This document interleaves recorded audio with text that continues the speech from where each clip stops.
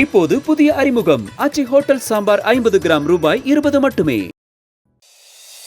கோவிலுக்கு சாமி தரிசனம் செய்ய வந்தவரை எட்டி உதைத்து விரட்டி மருத்துவமனையில் கூட சிகிச்சை எடுக்க முடியாத அளவிற்கு மிரட்டுவதாக பஞ்சாயத்து தலைவரின் மகன் மீது எழுந்திருக்கும் பகிரங்க புகார்கள்தான் இவை.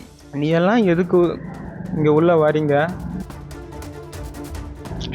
மிரட்டுறாங்க, என்ன அங்கே மிரட்டுறாங்க. செங்கல்பட்டு மாவட்டம் பொழிச்சலூர் பகுதியைச் சேர்ந்த சரவணன் என்ற மாற்றுத்திறனாளி கடந்த சனிக்கிழமையன்று அங்குள்ள அகத்தீஸ்வரர் கோவிலுக்கு சென்றிருக்கிறார். வழக்கமாக அந்த கோவிலுக்கு செல்லும் பழக்கம் கொண்ட சரவணன் சுவாமி தரிசனம் முடிந்ததும் பூசாரியின் அறைக்கு சென்றிருக்கிறார். அப்போது பூசாரி அறையில் பொழிச்சலூர் ஊராட்சி மன்ற தலைவரான வனஜா, அவரது மகன் தினேஷ் பாபு ஆகியோரும் இருக்க சரவணனை பார்த்ததும் தினேஷ் பாபு கோபமானதாக கூறப்படுகிறது. அத்தோடு இருவருக்கும் இடையே உருவான வாக்குவாதம் கை கலப்பாக மாறவே நீ எல்லாம் ஏன் கோவிலுக்குள் வந்தாய் என சாதி பெயரை சொல்லி கேட்டு ஊராட்சி மன்ற தலைவரின் மகன் தினேஷ் பாபு இழிவுபடுத்தி கோவிலுக்குள்ளேயே ஆபாசமாக பேசி அவமானப்படுத்தியதாக சொல்லப்படுகிறது.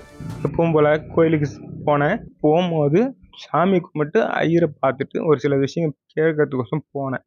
போகும்போது ஐயர் ஆபீஸ்ல இருந்தாப்புல வனஜா அவங்க மகன் தினேஷ் என்பவர் அமர்ந்து கொண்டு, நீ எல்லாம் எதுக்கு இங்கே உள்ளே வரீங்க?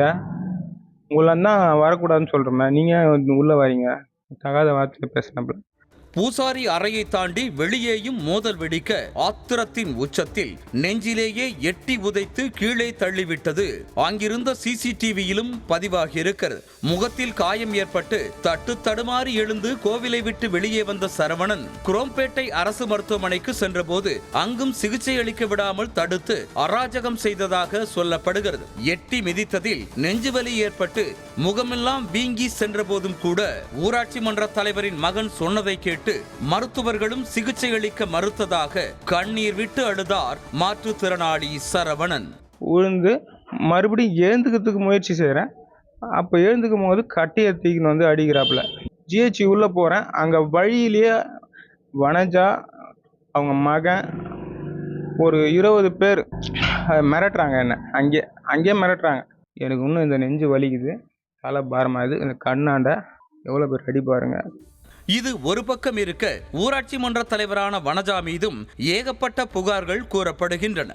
அறநிலையத்துறை கட்டுப்பாட்டில் இருக்கும் கோவிலை தங்கள் கட்டுப்பாட்டுக்குள் வைத்துக் கொண்டு நன்கொடையாக வரும் பணத்தை அபகரித்துக் கொள்வதாக குற்றச்சாட்டு முன்வைக்கப்படுகிறது. விவிஐபிக்கள் வரும்போது மட்டும் எந்த நேரம் வேண்டுமானாலும் கோவிலை திறப்பது மூடுவது என கோவிலை வைத்து தனி ராஜ்யம் நடத்தி வரும் பஞ்சாயத்து தலைவர் வனஜாவுக்கு அவரது மகன் தினேஷ் பாபுதான் உடந்தையாக இருப்பதாக சொல்கிறார்கள். ஊராட்சி மன்ற தலைவராக வனஜா இருந்தாலும் அவரது மகன்தான் மொத்த நிர்வாகத்திலும் மூக்கை நுழைப்பதாக கூறுகின்றனர். தலைவர் மாதிரி செயல்பட்டுங்கிறாரு. கோயில் உள்ள நிர்வாகத்தை செயல்படுறாங்க.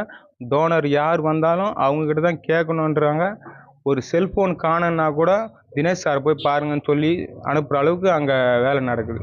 கோவிலுக்கு சென்ற பட்டியலின சமூகத்தைச் சேர்ந்த தன்னை சாதியை சொல்லி அவமானப்படுத்தியதாக ஊராட்சி மன்ற தலைவர் வனஜா தரப்பு மீது சரவணன் போலீசில் புகார் கொடுக்க ஊராட்சி மன்ற தலைவர் தரப்பிலும் இன்னொரு புகாரும் கொடுக்கப்பட்டுள்ளது. அதாவது மாற்றுத்திறனாளி சரவணன் பொழிச்சலூர் ஊராட்சியின் முன்னாள் பஞ்சாயத்து தலைவரின் மகன் என்ற நிலையில் முன்னாள் இந்நாள் பஞ்சாயத்து தலைவர்கள் குடும்பத்திற்கிடையே வெடித்த பஞ்சாயத்து சாதி ரீதியாக மாறியதும் தெரிய வந்திருக்கிறது. முன்கூட்டியே இரு குடும்பத்திற்கும் உரசல் இருக்க சம்பவத்தன்று கோவிலுக்கு வந்த சரவணனை பார்த்து தினேஷ் பாபு கோபப்பட என கோவிலுக்குள்ளேயே அடிதடிகளும் அரங்கேறி இருக்கின்றன.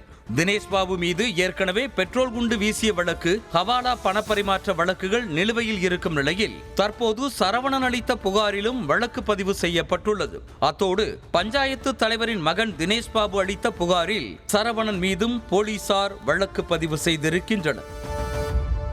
இப்போது புதிய அறிமுகம் ஆச்சி ஹோட்டல் சாம்பார் 50 கிராம் ரூபாய் 20 மட்டுமே.